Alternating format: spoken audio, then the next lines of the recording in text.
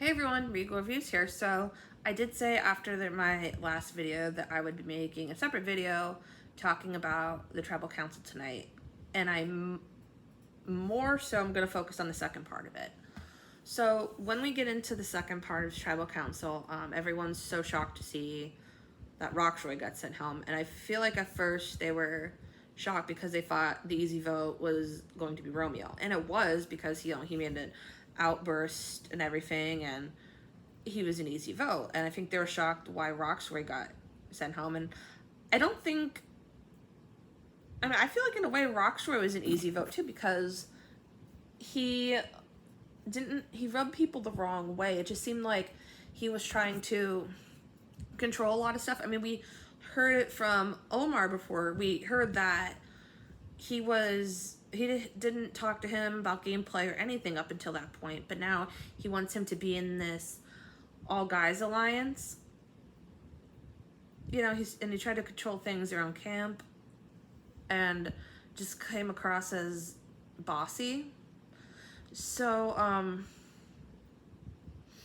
and I believe Hai also was the one that said that doesn't want to join this misogyny group. I said it wrong probably, but yeah. So they're all shocked, and they're shocked because they just didn't expect him to go home. Andrea had a big reaction to it. She saw it as, as another black person going home in a game of Survivor. And it is ironic that both Chanel and Rocksroy got voted out back to back. And I feel like Chanel was more liked than Rocksroy, but I think she was interpreted like as a threat.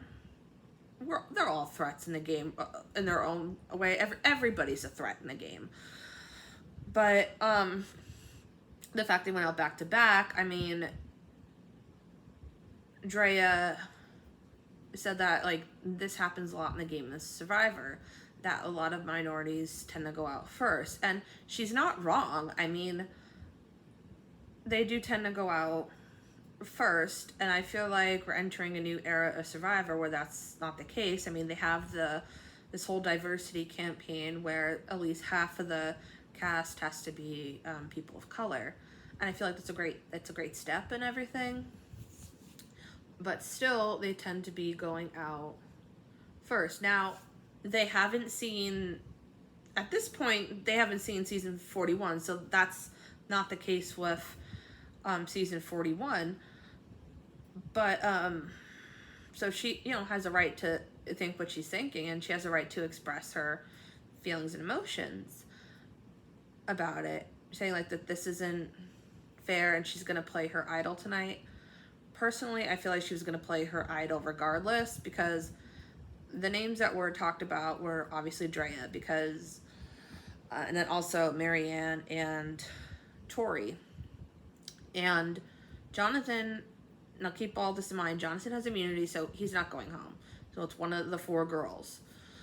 So originally the vote was going to go to Drea and I don't think it's because of race at all. It's because Drea has like 4 or 5 different advantages. I mean, we saw it like, was it last episode or 2 episodes ago? They spend time just showing like how many advantages she does have. And it doesn't matter if you're Hispanic, black, white in the game of Survivor. If somebody has that many advantages, that's going to put a target on their back. And they're going to want to get them home and flush out those advantages. Now, is everybody aware of exactly how many advantages and idols she has? Maybe, maybe not. But they know enough to know that she at least has an idol and an extra vote. So, yeah, they're going to want to try to flush the idol out. So, I don't feel like they were racist in trying to get her out. But it would have been, that would have left Marianne, the only person of color in the game still. I mean, so yeah, that would have really sucked. And Jonathan didn't handle it well at all. He accused Drea of being aggressive, and I don't think she was being aggressive at all. I feel like, she was very under the circumstances, she was very calm about what she was trying to say and how she was expressing it. And Jonathan interpreted it as like, oh, she's accusing him of being racist because he wants her out, or is accusing other tribe members of being racist because Chanel and Rockshore are now on the jury. And she's assuring him, oh, that's not the case. We, think very highly of you. And it was,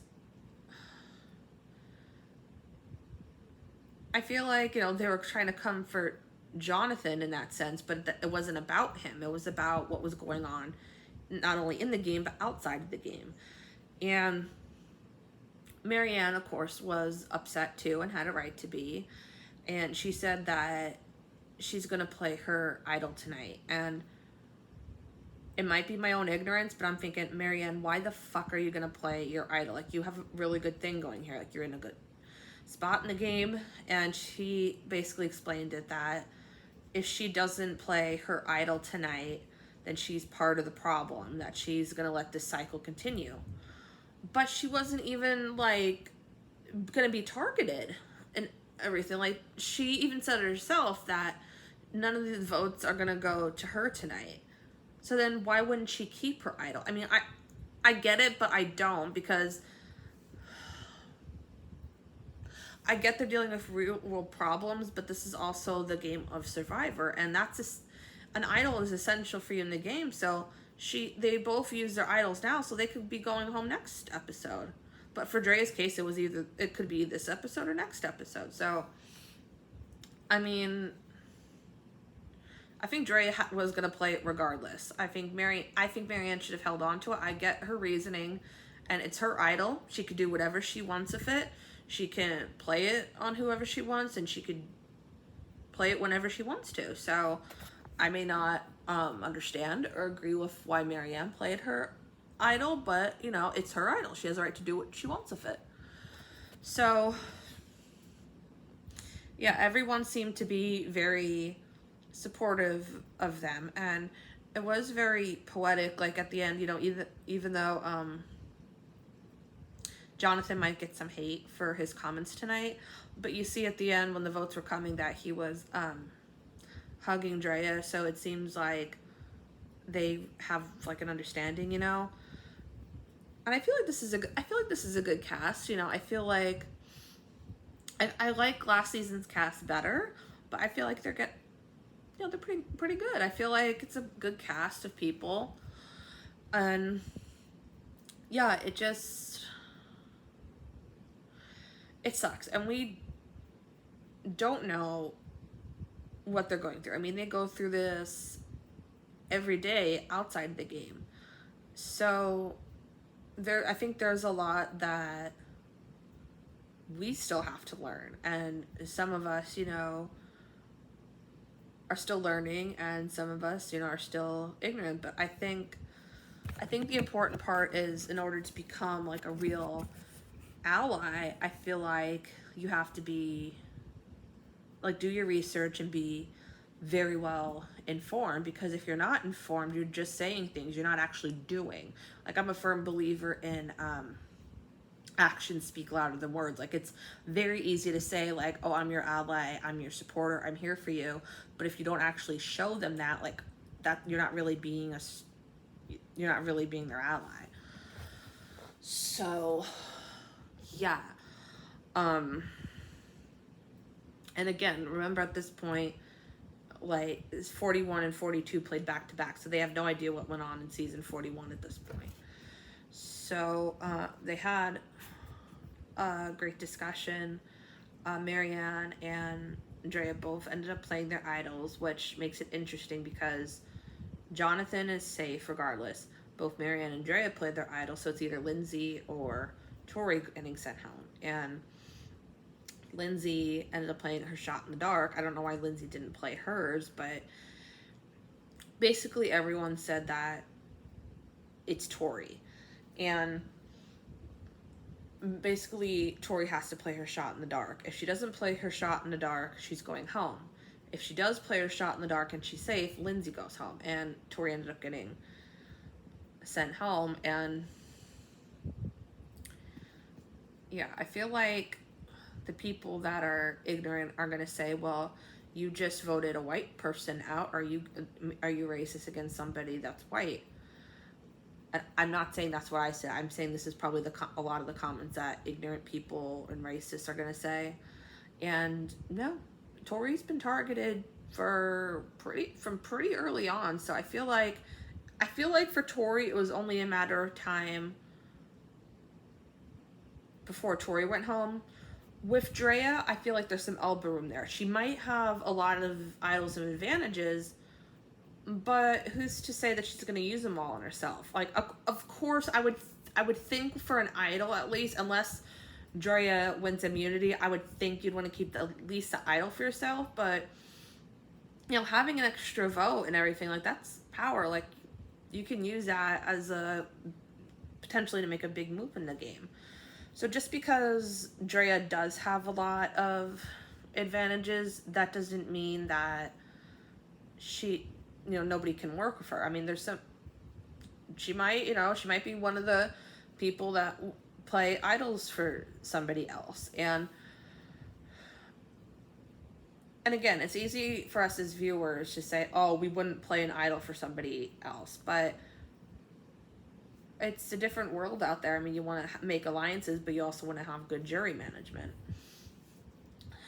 So, yeah, and then I also think too, like, another ignorant comment that might come up is like, oh, well, if they vote,